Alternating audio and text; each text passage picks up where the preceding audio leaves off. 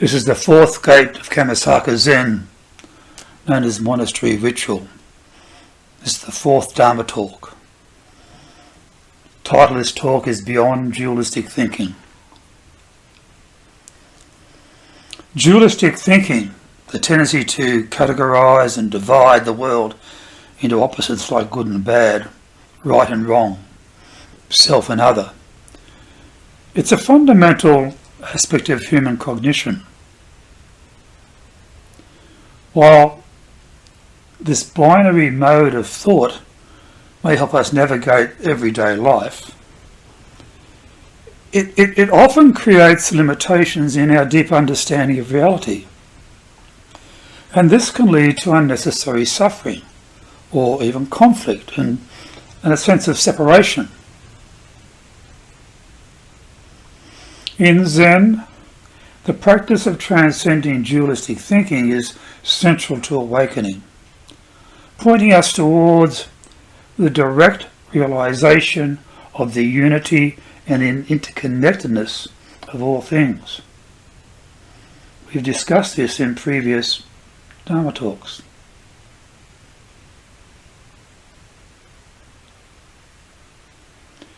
So dualistic thinking is embedded in our language. It's embedded in our perception and our cognition. And it is the mental framework that enables us to distinguish between contrasting pairs, such as light and dark, hot and cold, pleasure and pain, subject and object.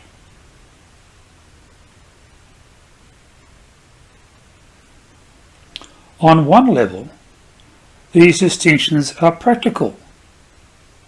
They allow us to interpret the world and make decisions in our daily life. However, this binary approach often leads to rigid categorizations that are incapable of grasping the subtle, interconnected nature of reality. So in Buddhism, dualism is seen as a manifestation of ignorance, avidya. From the moment we are born, we start distinguishing I and other, which simply leads to a sense of separation.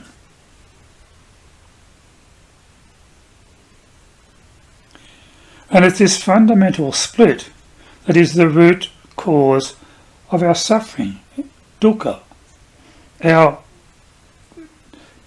dissatisfaction, our discontentment in life, because it fosters attachment, aversion, and clinging to concepts that simply obscure the truth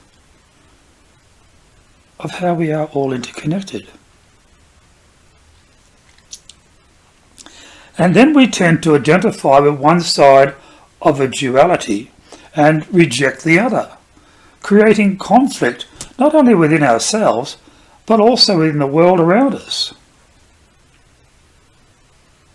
An example might be that we label certain emotions or experiences as bad, others as good. And then we struggle to maintain the good while avoiding the bad.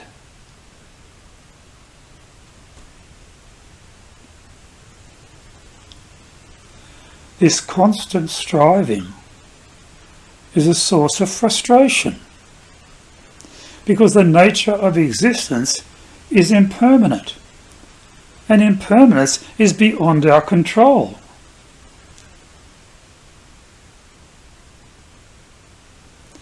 And then in our efforts to grasp the positive, we push away the negative. And we fail to see that these polarities are interdependent. One cannot exist without the other. Pleasure is known only in contrast to pain, joy in contrast to sorrow, and life in contrast to death.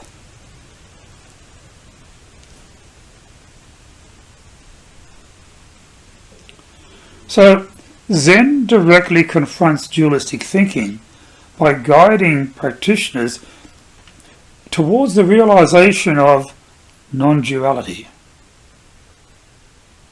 Advara. Non-duality in the context of Zen refers to the experience of reality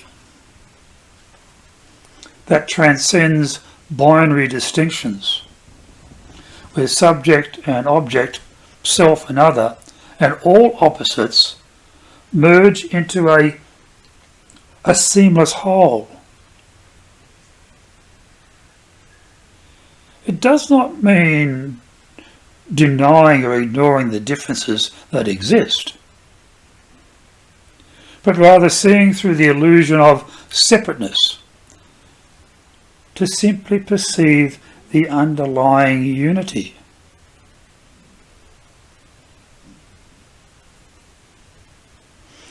So Zen tradition is known for its emphasis on direct experience, cutting through the intellectualization and conceptualization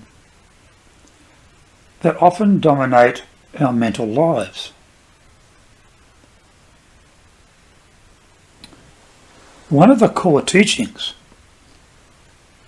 in Zen is that the true nature of reality is beyond words and beyond concepts.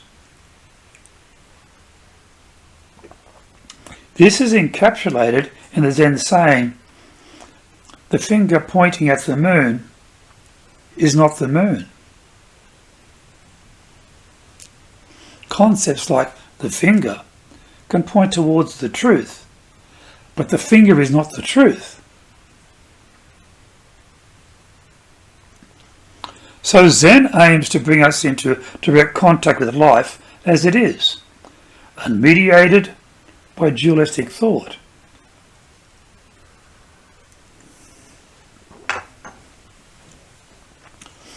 Koans and non-dual thinking are one of the most powerful tools in Zen for breaking through this dualistic thinking.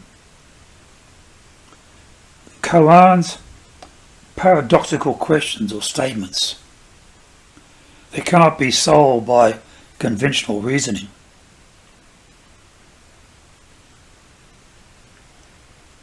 Koans are intended to exhaust the analytical mind,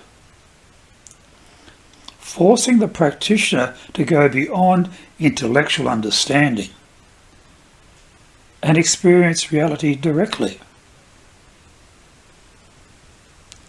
Now,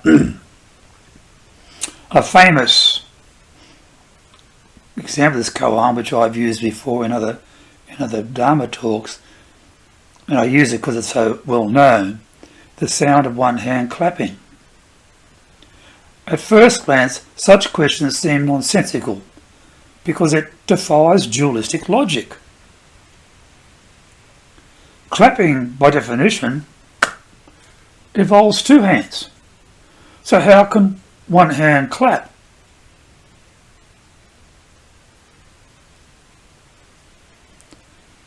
The koan challenges the practitioner to transcend the binary thinking and discover a different way of perceiving reality.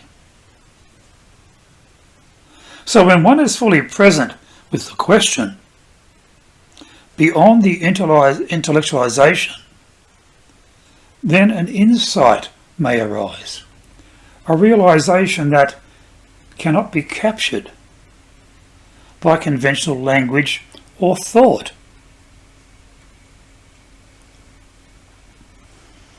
Another well-known koan where a monk asked Joshu, "Does a dog have Buddha nature?" The answer, according to the Zen master, is mu, mu, which means nothing or not or no answer.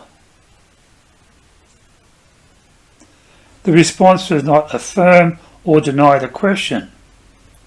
Instead, it breaks the duality of yes and no, opening up a space for the practitioner to simply experience the oneness of all things.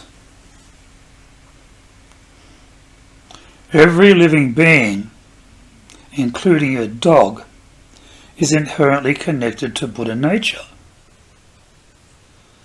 But this truth cannot be grasped through conceptual thinking.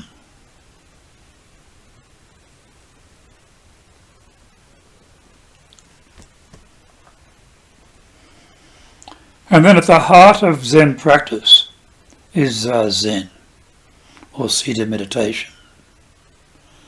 In Zazen, practitioners, we sit in stillness and silence, focusing on the breath, or simply being present with what is arising. This practice cultivates a deep awareness of the present moment, allowing thoughts and sensations and emotions to come and go without attachment.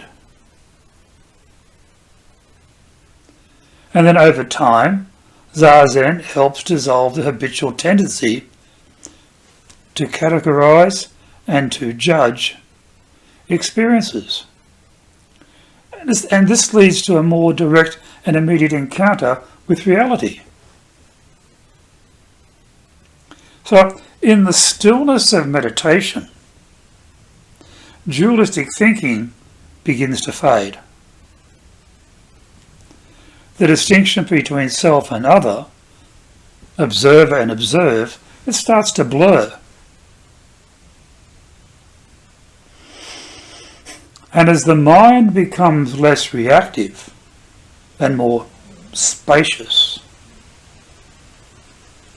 a sense of unity emerges, an awareness that everything is interconnected, and that all distinctions are ultimately arbitrary. They're arbitrary constructs of the mind, nothing more.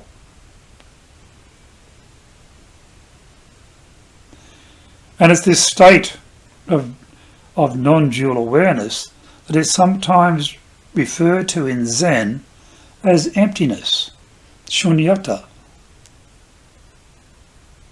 Not in the sense of a void, but as the absence of fixed independent entities.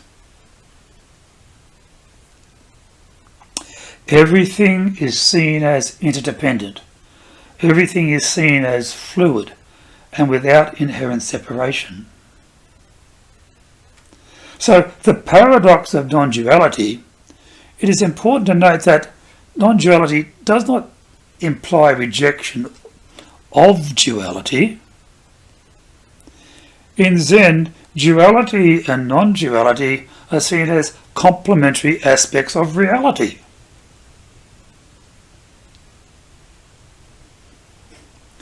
The world of distinctions, forms and names, they exist alongside the world of oneness and emptiness. And both are essential to a complete understanding of existence.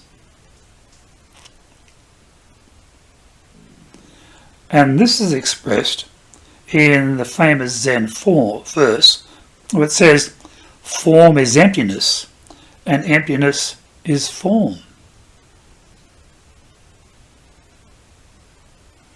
Emptiness does not differ from form, and form does not differ from emptiness. Whatever is form is emptiness. Whatever is emptiness is form. And this verse comes from the Heart Sutra, and it encapsulates the paradox of non-duality. Form refers to the world of distinctions, while emptiness refers to the formless non-dual reality. So the two are not separate, but they are different expressions of the same underlying truth. So to truly understand non-duality, one must embrace the paradox that form and emptiness are one, and they're one and the same. In the same way, the relative world of duality and the absolute world of oneness coexists. An awakening involves seeing the unity in their apparent opposition.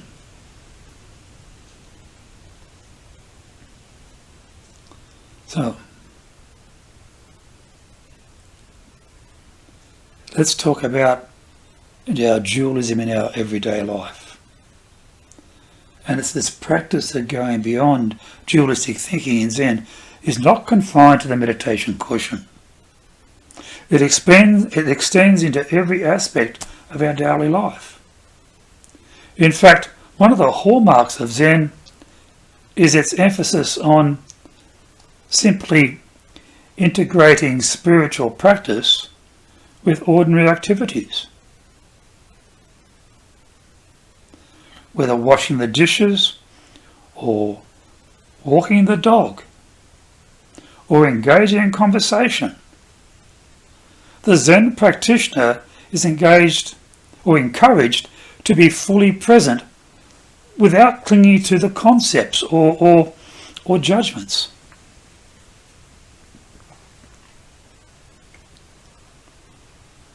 So, when we approach life with non-dual awareness, we begin to see that every moment is simply complete as it is, without the need to categorize or to judge. And this leads to a profound sense of peace and acceptance.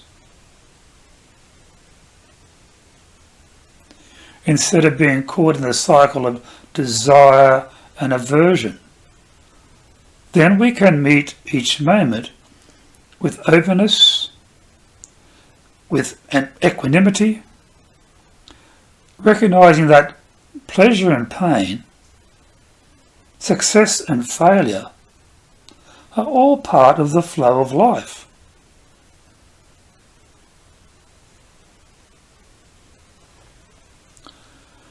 Moreover, going beyond dualistic thinking, it tends to foster a deep sense of compassion. When we realize that, or realize the interconnectedness of all beings, the artificial barriers between self and other tend to dissolve. And we naturally respond to the suffering of others as if it's our own. This is the essence of the Bodhisattva path in the Mahayana Buddhism, where the practitioner vows to help alleviate the suffering of all sentient beings.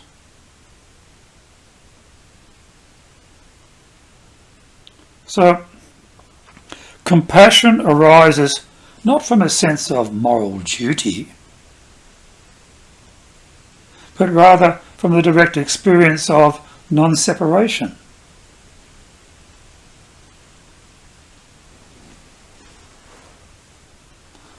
Well,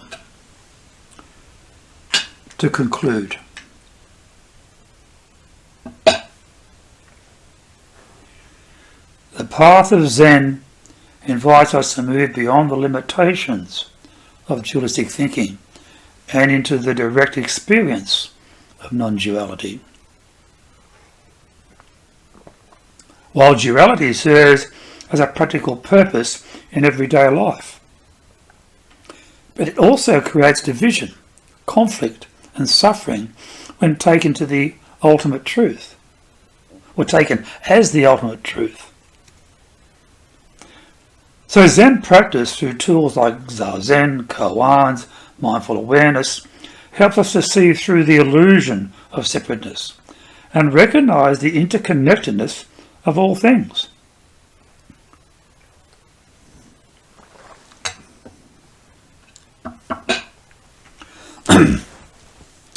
Non-duality does not negate the reality of distinctions, but it allows us to see them in a new light, as a part of the dynamic, interdependent nature of existence. And by embracing both the world of form and formless, the reality of emptiness, we can live with greater wisdom, compassion and freedom.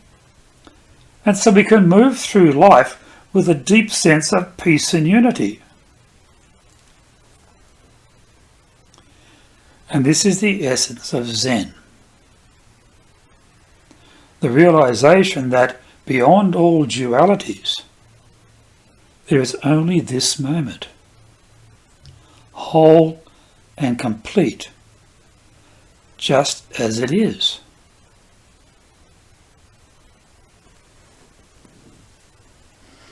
Thank you for listening today.